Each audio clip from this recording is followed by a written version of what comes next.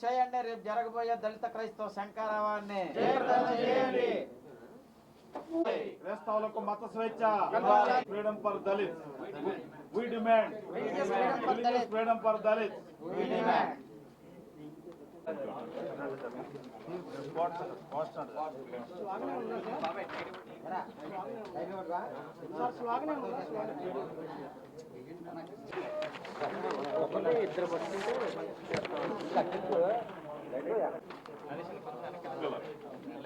డిమాండ్లు టోటల్గా నేను అనుకుంటున్నాను రేపు మీటింగ్ ద్వారా ఆంధ్రప్రదేశ్ రాష్ట్రంలో కంప్లీట్గా పొలిటికల్ సినారియో మారిపోతుంది. Thank you. సోదరులకి హృదయపూర్వకంగా నమస్కారం. మొట్టమొదటిసారిగా మా వాళ్ళు ఏలూరులో ప్రెస్ మీట్ పెట్టే సందర్భంలో ఎవరు ఎక్కడ ఎలా మాట్లాడినా మా ఏలూరు జర్నలిస్టులతో మాత్రం కాస్త జాగ్రత్తగా మాట్లాడాలండి.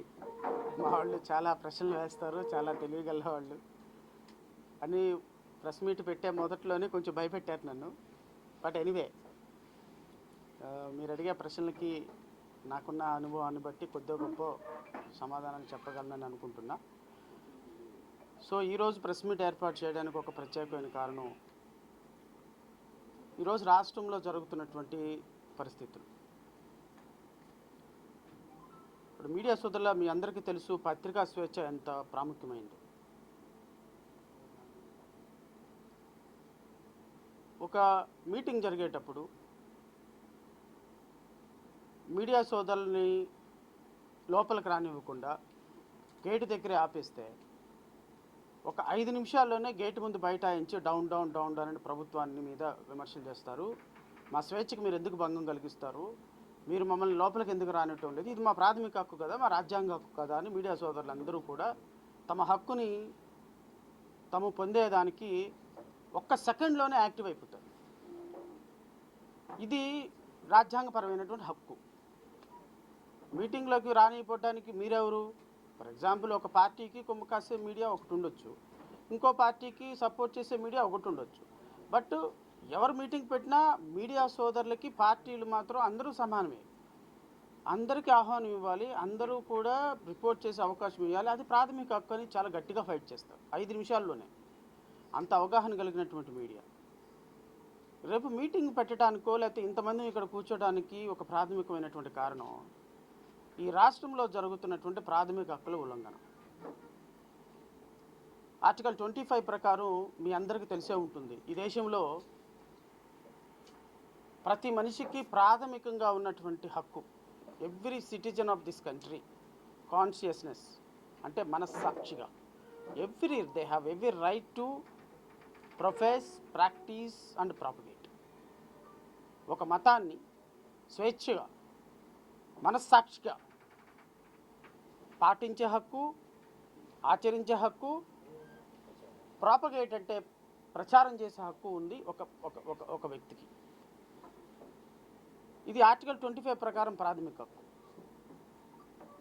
ఈ ప్రాథమిక హక్కు ఈరోజు రాష్ట్రంలో డాక్టర్ బాబాసాహెబ్ అంబేద్కర్ రాసిన రాజ్యాంగంలో ఏం జరుగుతుందనేది ఒక పెద్ద క్వశ్చన్ మార్క్. ఈ ప్రాథమిక హక్కు ద్వారా ఈ రోజు రాష్ట్రంలో ఎవరి మీద దాడి జరుగుతుంది? నేను ఇంతకుముందే చెప్పాను, రాజ్యాంగంలో right of speech article 19 sub class 3 ప్రకారం మనకున్నటువంటి విలేకరులకు ఉన్నటువంటి ప్రాథమిక హక్కు భంగం కలిగితే ఒక 5 నిమిషాల్లో వైలేట్ అయిందని గొడవ పెడితే, మరి కొన్ని సంవత్సరాల నుంచి కొన్ని నెలల నుంచి ఈ ఉక్కుపాదం మోపుతూ ప్రభుత్వ అధికారుల వేధింపులు, ప్రభుత్వంలో డిప్యూటీ స్పీకర్గా ఉండి ఒక రాజ్యాంగబద్ధమైన పదవిలో ఉన్న ఒక రఘురామకృష్ణరాజు లాంటి ఒక మతోన్మాది ఈరోజు ఆర్టికల్ 25కి వ్యతిరేకంగా నేను విలేకరుల సోదరులకు కూడా మీ ద్వారా ఈ ప్రెస్ మీట్ ద్వారా ఒక విషయం తెలియదలుచాను. నేను హిందువా ఆమె హిందూ బై బర్త్. ఏదో ఒక సందర్భంలో నాకు క్రైస్తవత్వం మీద, దేవుని మీద ఆశ కలిగింది. నేను వెళ్ళొచ్చు, దేవుని నమ్ముకోవచ్చు, నా ఇంట్లో ఆయన ఫోటో పెట్టుకోవచ్చు, ఆయన సాంప్రదాయాల ప్రకారం నేను పెళ్లి చేసుకోవచ్చు. లేకపోతే నేను బై బర్త్ క్రిస్టియన్గా పుట్టానా, నేను హిందూ మతంలోకి మారచ్చు. బై బర్త్ నేను హిందువుగా పుట్టానా, ముస్లింగా మారచ్చు. ముస్లింగా పుట్టానా, క్రిస్టియన్. మతం అనేది ఇట్ ఈస్ చాయిస్. ఇది ఆ రాజ్యాంగం. దాంట్లో మీకు తప్పులు ఉన్నాయా, రైట్ ఉందా, మంచి ఉందా, చెడు ఉందా నాకు అనవసరం. It is your right, it is everybody's right. every citizen of this country are having right of freedom, right to religion.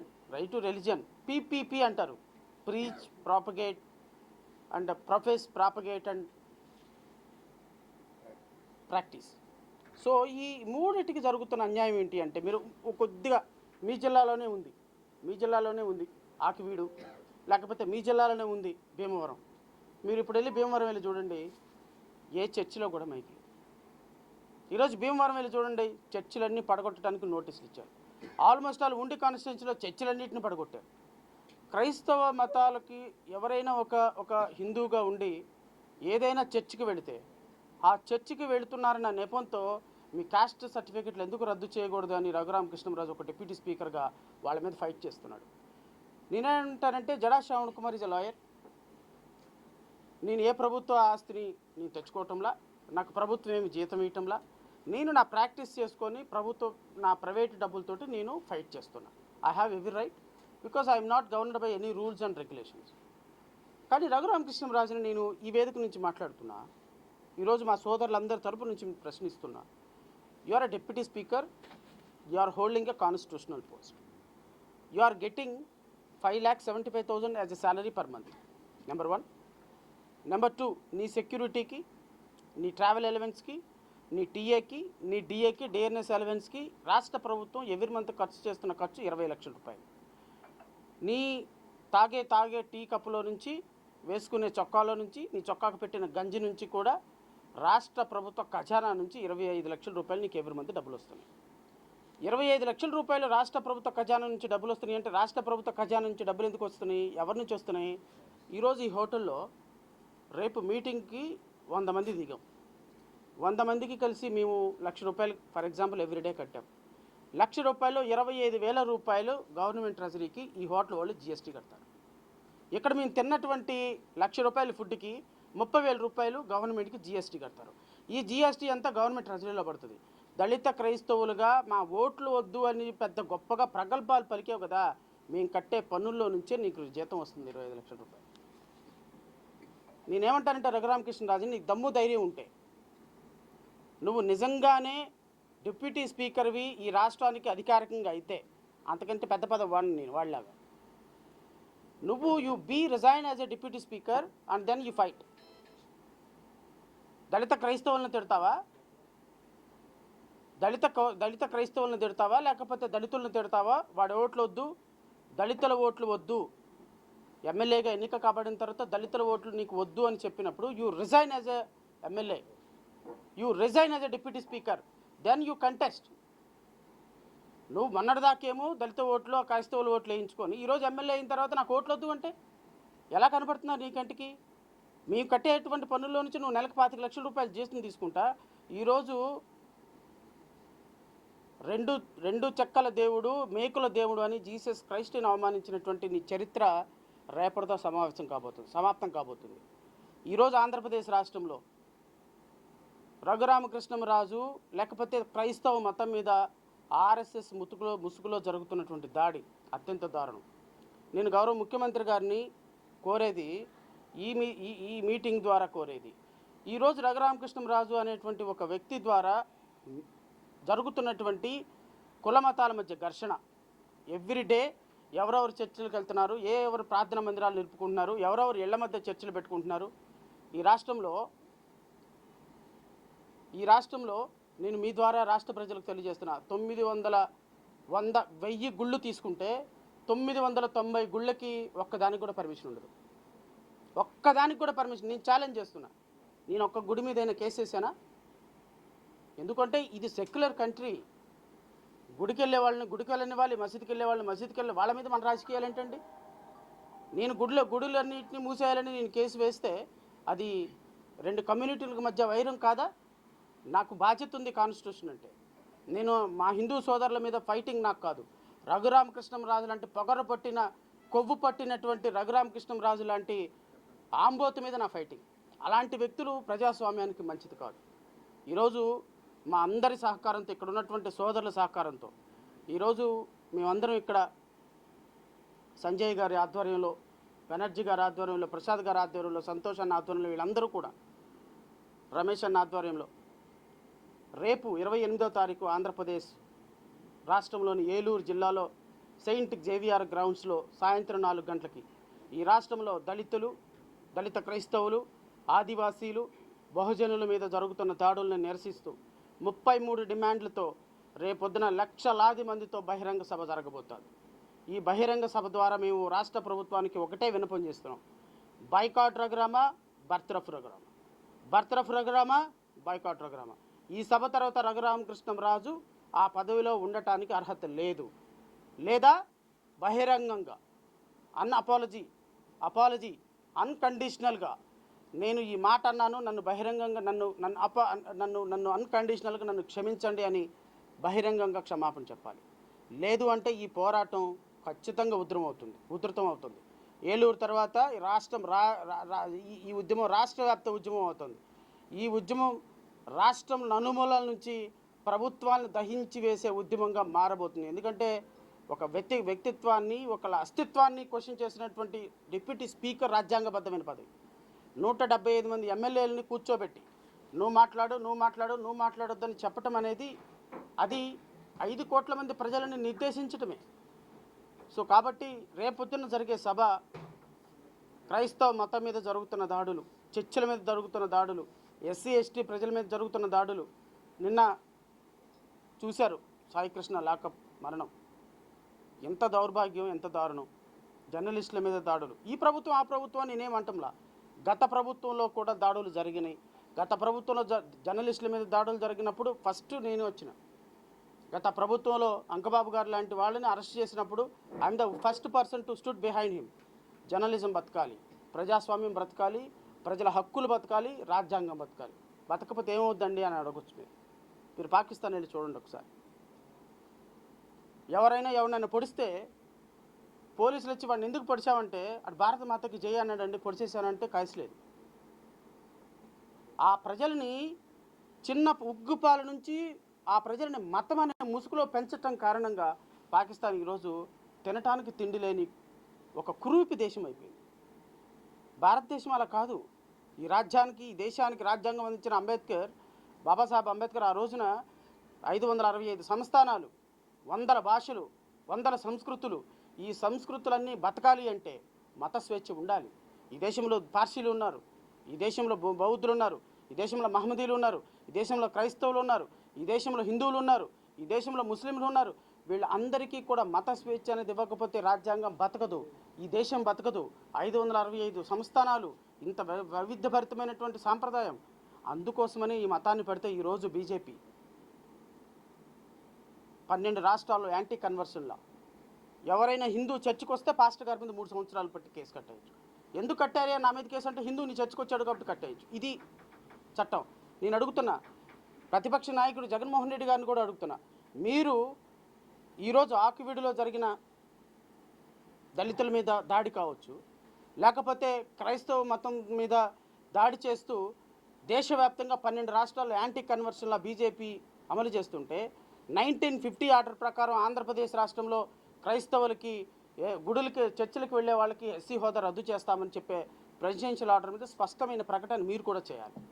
ఎందుకంటే ఈ సామాజిక వర్గం మిమ్మల్ని ఎక్కువగా నమ్ముకుంది కాబట్టి మీరు ఖచ్చితంగా వారి కోసం ఫైట్ చేయాలి. వాళ్ళ కోసం మీరు ఖచ్చితంగా ముందు నిలబడాలి. వాళ్ళ కోసం భారతీయ జనతా పార్టీని ప్రశ్నించాలి. And at the same time NDA కూటమిని కూడా నేను కోరుతున్నా, ఎన్డీఏ కూటమి మీరు కూడా ఈ రాష్ట్రంలో మీకు 164 సీట్లు ఇచ్చి గత 5 సంవత్సరాల మేము చేసినటువంటి ఫైటింగ్ ఈరోజు మిమ్మల్ని అధికారంలోకి తెచ్చి, అఫ్కోర్స్ మేము పీపుల్ సైడ్ ఉన్నాం. That does not mean that మాకు పవర్ వద్దని కాదు. We choose certain one side of people side.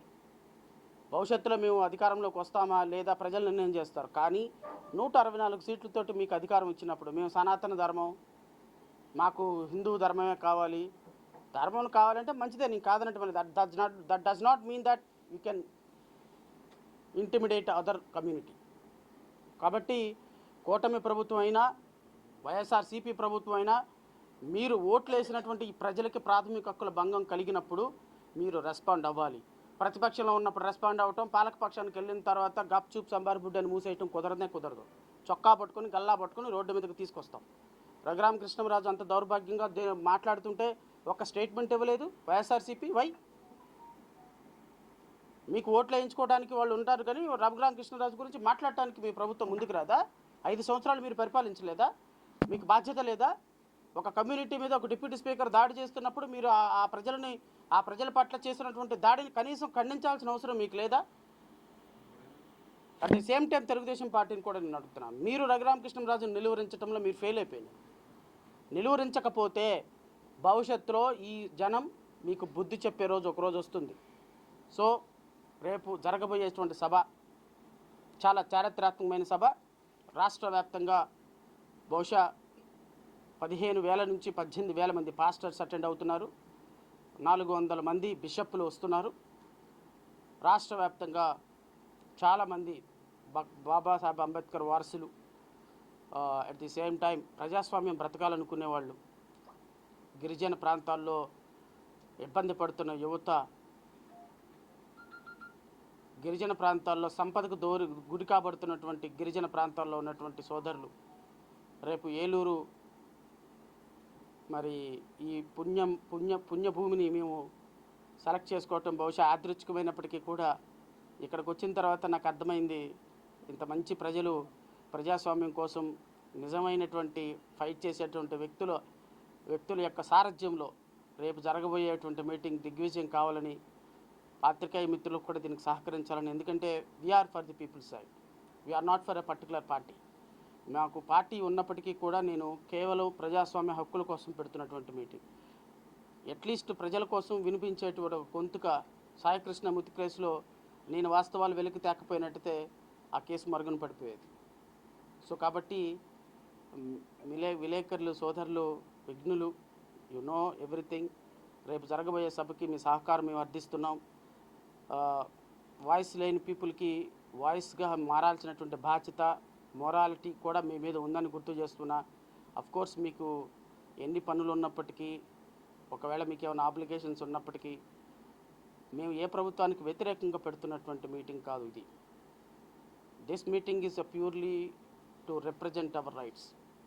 మా హక్కుల కోసం ఎలుగెత్తి చాటేటువంటి మీటింగ్. దీన్ని దిగ్విజయం చేయమని మిమ్మల్ని అందరినీ మనస్ఫూర్తిగా కోరుకుంటూ మిమ్మల్ని అందరినీ కూడా ఆ ప్రోగ్రామ్కి హృదయపూర్వకంగా ఆహ్వానిస్తున్నాం. Thank you so much. ఎవరైనా ప్రశ్నలు అడగాలి అంటే, నేను తిట్టినట్టున్నాడు ఆయన్ని, అది చూడలేదు అనుకుంటాను మీరు. రఘురామకృష్ణరాజు మళ్ళీ తిట్టాడు. అలాంటి వాళ్ళ గురించి కామెంట్ మనం చేయటం కూడా అనవసరంగా వాళ్ళ పెద్దవాళ్ళు చేయటం. మహాసేన్ రాజేష్ ఎవరతను? ఎవ్రీడే రఘురామకృష్ణరాజు మీడియా సోదరులకి బ్రేక్ఫాస్టు, లంచ్, డిన్నరు ఏర్పాటు చేసి వాళ్ళ ఇంట్లోనే కూర్చోమని వాళ్ళని రిక్వెస్ట్ చేసి ప్రతి గంటకి ప్రెస్ మీట్ పెడుతున్నాడు. ఇది ఇంటెలిజెన్స్ రిపోర్టు ద్వారా సీఎంకి వెళ్ళదనుకుంటే పొరపాటు. CM is well aware about the issue. కానీ రఘురామకృష్ణరాజుని కూటమి ప్రభుత్వం ఎలా చూస్తుందంటే ఒక బురదలాగా చూస్తుంది. బురదలో ఒక రాయి వేస్తే ఏమవుతుంది? మొక్క మీద పడుతుంది. ఆ బురదలో రాయడానికి ప్రభుత్వం కూడా ఇబ్బంది పడుతుంది. కాబట్టి రఘురామకృష్ణరాజుని నేనైతే హానరబుల్ డిప్యూటీ స్పీకర్ అని ఒకప్పుడు వాడేవాడిని. ఎప్పుడైతే దేవుణ్ణి ఇష్టం వచ్చినట్టు మాట్లాడారో, ఇప్పుడు మీకు ఒక విషయం చెప్పాలండి. మీరు హైకోర్టు రికార్డులు తిరిగేస్తే తిరుమల వెంకటేశ్వర స్వామి పవిత్రతను కాపాడటానికి హైకోర్టులో నేను వేసిన ప్రజా ప్రయోజన వర్జాలు ఎవరైనా, లడ్డూ పవిత్రతను కాపాడటానికి రాష్ట్ర ప్రభుత్వాలు చేస్తున్నటువంటి రాజకీయాల నుంచి లడ్డూని మినహాయించండి. Because I always respect constitution. రఘురామకృష్ణంరాజుకి ఏవైనా ఇబ్బందులు ఉంటే రఘురామకృష్ణం వితిన్ 4 కార్నర్స్ వాళ్ళలో కూర్చోవాలి, మాట్లాడాలి. Who are you?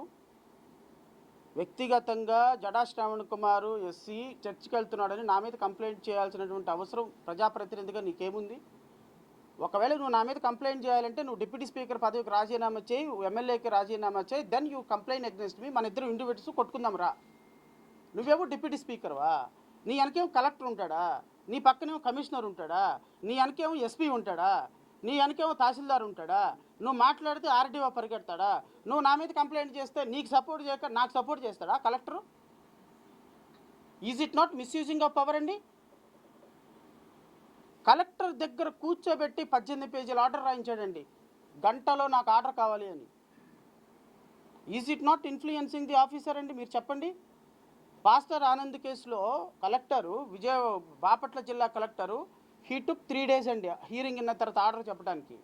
ఆయనకేదో పాపం చంద్రబాబు నాయుడు గారు గవర్నమెంట్లో ఏదో పనులు పెట్టాడు, ఆయన అటు ఇటు మీటింగ్ తిరుగుతా he took 3 days to pronounce order.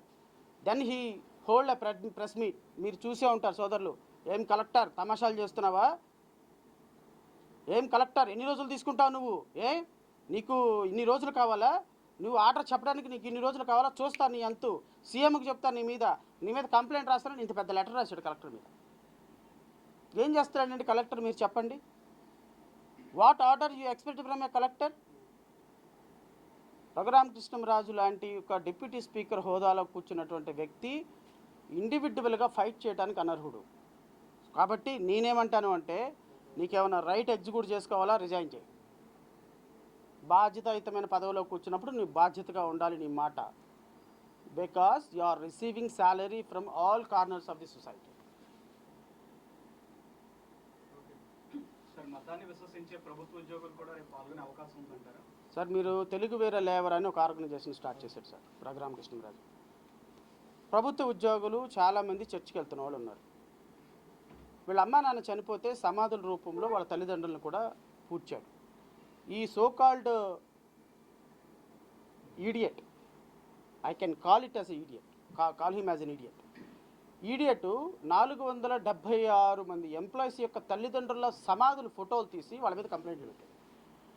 ఎందుకు? వీళ్ళ తల్లిదండ్రులు చనిపోతే క్రిస్టియన్ సాంప్రదాయాలు వీళ్ళ కాస్ట్ సర్టిఫికేట్ రద్దు చేయండి అని. కానీ ఆ deputy speaker is expected to do so అండి. What is your locus? నీ దగ్గర డబ్బులు ఉన్నాయి, బ్యాంకులను దొంగతనం చేసావు, 3,700 కోట్ల రూపాయలు దోచుకున్నావు. మా అన్న ఎప్పుడైనా ఒక 2,000 రూపాయలు బ్యాంక్ ఈఎంఐ కట్టకపోతే 36 ఫోన్లు చేస్తారు. నువ్వేదన్నా లోన్ కావాలంటే 500 డాక్యుమెంట్లు ఫిల్ చేయాలి. జర్నలిస్టులకు లోన్ ఇవ్వమంటారు, లాయర్లకు. మీకు మాకు లోన్లే లేవు, మరి పొలిటీషియన్స్ కట్టిస్తున్నారు లోన్. నాకు అర్థం కావట్లా. And you and me are the negative profile. నా లైఫ్లో నేను ఒక లోనే తీసుకోలేదు. బికాజ్ ఈ పాపులర్ అయిన తర్వాత అసలు ఇటు మానేశారు ఎవరు. మీడియాలో కనపడి మీరా సార్ సాయంత్రం రండి అంటారు, ఫోన్ ఎత్తరు. లోన్ అంటే నేను అనేది ఏంటంటే కట్టాలి అనే ఉద్దేశం ఉన్నా మీకు నాకు ఇవ్వరు. వీడికి 3,700 కోట్ల రూపాయలు లోన్ ఇచ్చారు, ₹1 అట్లా. ఇలాంటి వ్యక్తులు మనీ అండ్ మజిల్ పవర్ను వాడకూడదు అనేది మా పోరాటం అండి. That's all, nothing personal. ఎక్కడికి సార్? ఇది non political meeting, purely non political. స్వచ్ఛంద సంస్థ ద్వారా పెడుతున్నాం, మా హక్కుల కోసం పెడుతున్నాం. రావచ్చు, everybody has invited. What is wrong in that? వాళ్ళేం ప్రభుత్వ ఉద్యోగి ఎవ్వరూ కూడా ప్రభుత్వానికి వ్యతిరేకంగా మాట్లాడకూడదు. నేను I'm not talking anything against the government. Even ఇప్పుడున్న ప్రభుత్వానికి కూడా నేను ఎక్కువ అగ్నెస్ట్గా మాట్లాడటంలా. ఈవెన్ జగన్ గవర్నమెంట్ కూడా అగ్నెస్ట్గా మాట్లాడతాను. నేననేది మీ ప్రభుత్వాలు ఈ ప్రజల ఓట్లతోటి గెలిచి ఈరోజు వేల కోట్ల రూపాయలని మీరు వెనకేసుకొని ప్రజల భాగస్వామ్యంతో అధికారాన్ని అనుభవించి మీరు ఈ ప్రజలకున్న రాజ్యాంగ హక్కులు హరించబడుతుంటే మీరు రెస్పాండ్ అవ్వరండి అంటాను నేను. That is what my fight. కాబట్టి రేపు ఖచ్చితంగా వాళ్ళు వస్తారు. అందరూ మత స్వేచ్ఛపై జరుగుతున్న దాడికి వ్యతిరేకంగా రేపు సమావేశం అంటున్నారు కదా, మరి మిగతా మతాలను కూడా వాళ్ళకి రేపు పరిస్థితి రావచ్చని వాళ్ళని కూడా కలుపుకుంటున్నారా రేపు దాంట్లో? మిగతా మతాలంటే ముస్లిమ్స్ కానీ హిందూ సమాజం? అయ్యో ఖచ్చితంగా అండి. ఇప్పుడు this meeting is purely for political rights, constitutional rights అండి. ఇప్పుడు నేనేమంటానంటే ఎవరైనా సరే ఒక హిందూ దేవాలయం కట్టుకోవటానికి అబ్జెక్షన్ చెబితే వాళ్ళు కనుక వచ్చి నా దృష్టికి వస్తే I'm the first person to go and stood for them. Hindu దేవాలయాన్ని కట్టుకునే హక్కు నీకుంది. క్రైస్తవ మతం కట్టుకునే హక్కు నాకుంది, ముస్లిం కమ్యూనిటీలో మసీదు కట్టుకునే హక్కు ఆయనకుంది. Who are you to prevent? దానికి సంబంధించిన నెససరీ ఇప్పుడు సింపుల్ లాజిక్ సార్. 60-70 ఏళ్ల క్రితం నేను ఒక చర్చి కట్టాను సార్. 60 ఏళ్ల నుంచి నేను చర్చి నడుపుకుంటున్నా. ఈ రోజు వచ్చి నీ చర్చికి పర్మిషన్ లేదని కూలగొడతా అన్నాడు. Then what you are doing all these years అంటున్నా నేను. ఉండి కాన్స్టిట్యున్సీలో రఘురామకృష్ణరాజు పడగొట్టిన చర్చిలన్నింటినీ 60-70 సంవత్సరాల నుంచి నీ ప్రభుత్వ అధికారులే కదా కళ్ళు మూసుకొని కూర్చున్నారు. నీ ప్రభుత్వమే పర్ఫెక్ట్గా ఉంటే మీ అందరికి ఒక అవగాహన ఉంటుంది. మీ ఊర్లో ఏలూరులో ఒక బిల్డింగ్ పర్మిషన్ తీసుకొని ఒక బిల్డింగ్ కట్టండి. బిల్డింగ్ పర్మిషన్ తీసుకొని దాంట్లో పెట్టగొడ కట్టడానికి ఒక పర్మిషన్ తీసుకోకుండా ఉండండి. మీరు ప్లాన్కి డీవియేట్ అయ్యి ఒక పెట్టగొడ కట్టండి. 2 రోజుల్లో మీ దగ్గరికి సర్వేలెన్స్ రాకపోతే అడగండి. ప్లాన్లో లేనట్టు మీరు ఎందుకు పెట్టగొడ కడుతున్నారని. దెన్ మరి 60 సంవత్సరాల నుంచి ఇల్లీగల్ కన్స్ట్రక్షన్స్ ఉంటే then why are sleeping all these years? ఈరోజు చాలా సడన్ నువ్వు ఉండి రఘురామకృష్ణరాజు చెప్పాడని. ఇప్పుడు ఇదే ఎమ్మెల్యే మరి పోయినసారి ఎమ్మెల్యే ఉన్నాడు కదండి, ఉండి ఎమ్మెల్యే, మరి ఆయన ఎందుకు యాక్షన్ తీసుకోలేదండి? ఈయనొక్కడే రాజ్యాంగ పరిరక్షకుడా? రాజ్యాంగాన్ని భుజం మీద మోసేవాడా? మరి రాజ్యాంగాన్ని భుజం మీద మోసేవాడు 3,700 కోట్ల రూపాయలు చూసుకుని డిప్యూటీ స్పీకర్కి ఎట్లుంటున్నావు? నీకు ఆ మొరాలిటీ లేదా? నీ భార్యని నీ కొడుకుని కూడా ఎక్యూజ్డ్గా చేసి డబ్బులు తీసుకున్నావు, మరి ఆ మొరాలిటీ నీకు లేదా? నీకెక్కడుంది హక్కు? జై శ్రీరామ, జై శ్రీరామ్ నినాదం పలకడానికి అసలు అర్హత ఉంది ఆయనకి? జై శ్రీరామ్, శ్రీరాముడు తల్లిదండ్రులకు ఇచ్చిన మాట కోసం అడవులకి రాజ్యాన్ని వదిలేసి అడవులకు వెళ్ళిపోయినాడు. ఈ మహానుభావుడు డబ్బుల కోసం భార్యను కొడుకుని కూడా ఎక్కువ చేసి బ్యాంకులకు తాకట్టు పెట్టిన మహానుభావుడు. ఈ రాముడికి ఆ రాముడికి ఎక్కడ తేడా అండి? నక్కకి నాగలవాళ్ళకి కొన్ని తేడా ఉంది. కాబట్టి ఇదంతా పొలిటికల్ డ్రామా. కూటమి ప్రభుత్వం పదవిలా ఈయన ఏదో ఒక రకంగా ఫైట్ చేయాలి. ఎలా ఫైట్ చేయాలి? ఈయన కర్మగాలి ఆకి వీళ్ళు అదొక ఇష్యూ దొరికింది, పట్టుకున్నట్టుగా దాన్ని. ఇక 2 మతాల మధ్య గొడవలు. ఈయన ఎప్పుడో SC/ST కేసులు పెట్టారు. మీ జిల్లాలోనే SC/ST కేసులు పెట్టారంట, 4-5 SC/ST కేసులు పెడితే ఆ వ్యక్తులు తప్పుగా కేసు పెడితే వాళ్ళ మీదకి రేపు పొద్దున్న వెళ్ళి నువ్వే వ్యక్తిగతంగా వాళ్ళ మీద సూట్ వేసుకో, డ్యామేజెస్ తెచ్చుకో, తప్పే ఉంది. ఒక జర్నలిస్ట్ తప్పు చేస్తే జర్నలిస్టులు అందరూ రాంగా, ఒక జడా శ్రవణ్ కుమార్ తప్పు చేస్తే లాయర్లు అందరూ రాంగా. కాబట్టి ఇది కరెక్ట్ పద్ధతి కాదనేది నా పోరాటం. అయింది అయోధ్యలో రామాయణం జరిగింది కదా, ఏం జరిగిందని. ఇప్పుడు బ్రదర్ నేను ఒకటి చెప్తా, వ్యక్తికి దేవునికి విశ్వాసానికి ఎప్పుడు సంబంధం ఉండదు. ఇప్పుడు రఘురామకృష్ణరాజు రోజు క్రిస్టియన్ పాస్టర్లకు సంబంధించి దశమ భాగం అడుగుతున్నారు. చిన్న ఎవరన్నా పాస్టర్లు అందరూ మంచివాళ్ళు ఉంటారు నేను అనను. కొంతమంది కొంచెం ఏదన్నా ఎక్కువగా, ఇప్పుడు మనకి కోయ పాస్టర్ వచ్చాడు, యూట్యూబ్ వినండి ఆయనే ఉన్నాడు. పాస్టర్లు అందరూ అలా ఉంటారా? కొంతమంది ఎక్స్ట్రీమిస్టిక్ క్యారెక్టర్లు ఉంటాడు. వాడెవడో మొన్న ఒకడు ఏదో అభినవ దర్శన వాడెవడో వచ్చాడు, ఆడొక డ్రామా ఆడాడు. అట్లాంటి వాళ్ళు ఉంటారు. వాళ్ళందరికీ ఒక కులానికి కంపారిజన్ కాదు. రేపు అయోధ్యలో జరిగిన అంశాన్ని మనం ఆ అంశం వరకే చూడాలి. అక్కడ ఎవరైనా జూనియర్ అసిస్టెంట్లో సూపరింటెండెంట్లో తప్పు చేస్తే అది దేవునికి సంబంధించింది కాదు. రామాలయంలో తప్పు జరుగుతుంది, చర్చల్లో తప్పులు జరుగుతాయి, మసీదులో తప్పులు జరుగుతాయి. That doesn't mean that it is related with the God. విశ్వాసం వేరు, ఇన్సిడెంట్ వేరు. సో కాబట్టి రేపు రామాలయంలో జరిగిన 200 కోట్ల అవినీతిలో it is nothing to with the religious.